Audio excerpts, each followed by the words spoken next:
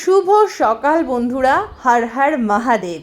আজ ভোলে বাবার নাম দিয়ে দিনটা শুরু করছি। তো সকাল সকাল সোনুদুষ্টুকে স্কুলে দিতে গেছিলাম, আর তখনই বাজার থেকে কিছুটা নীলকণ্ঠ ফুল কিনে নিলাম, আর সেই ফুলগুলোই এখন মালা করতে বসে গেছি। তারপর স্নান করে মাকে ফোন করে বললাম যে বাবাকে বলো একটু বেলপাতা পেরে দিতে আর কিছু ফুল পেরে দিতে। তো বাবা সেগুলোই ফুল আর বেলপাতা দিয়ে গেল, আর আমি এখন পুজো করতে বসে গেছি। আর যখন পুজো করতে বসেছি ঠিক সেই সময়ই আমার হেল্পিং হ্যান্ড পায়েল চলে এসেছে। তো বললো, মাসি তুমি কিভাবে পুজো করো আমি দেখব।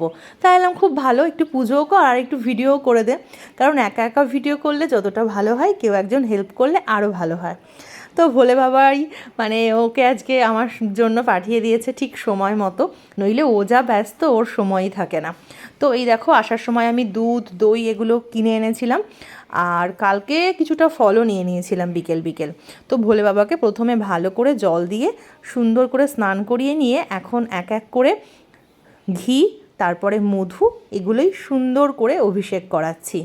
আর সত্যি কথা বলতে তোমাদেরকে আমি আগেও বলেছি যে আমি খুব বেশি মন্ত্রতন্ত্র নিয়মকানুন জানি না, একটুখানি চেষ্টা করি আর কি আজকের দিনটাতে একটু ভোলে বাবার নামে থাকতে।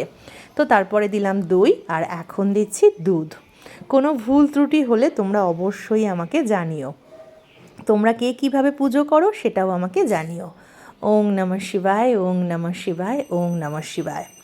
তো তারপরে মোটামুটি সব কিছু আমি গুছিয়ে নিয়ে বসেছিলাম। তারপরে একটু আতপ চাল দিয়ে দিলাম অখণ্ড, আর তারপর দেখো আমি এখন আবারও প্লেন যে গঙ্গা জল আর সাদা জল, সেই জলটা দিয়ে আবারও বাবাকে সুন্দর করে স্নান করিয়ে ভালো করে মুছিয়ে এখন একটুখানি চন্দনের তিলক লাগিয়ে দিচ্ছি।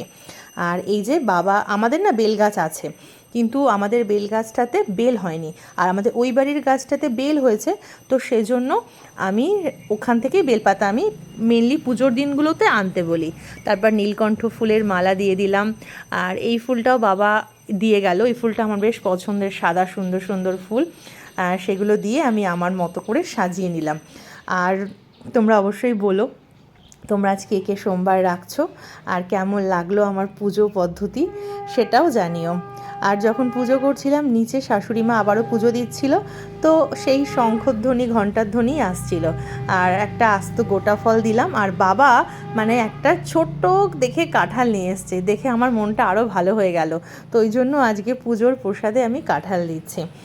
এত ভালো লাগলো যে কাঁঠালটা এত সুন্দর, ছোট্ট, ভাঙা না, মনটাই ভালো হয়ে গেল। তো সেটাই আমি দিয়ে দিলাম আজকে বাবার প্রসাদে। তারপরে দিয়ে দিলাম জল।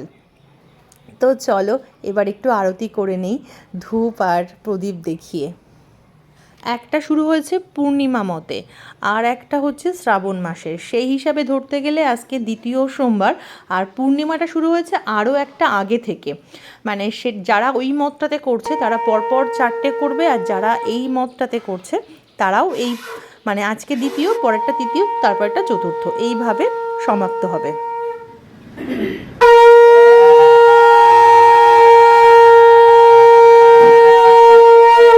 আসলে আমার মনে হয় মনের ভক্তিটাই হলো আসল, আর এই দিনে একটু ভোলে বাবার নাম করলে সত্যি দিনটাও ভালো যায়, মনটাও খুব ভালো যায়।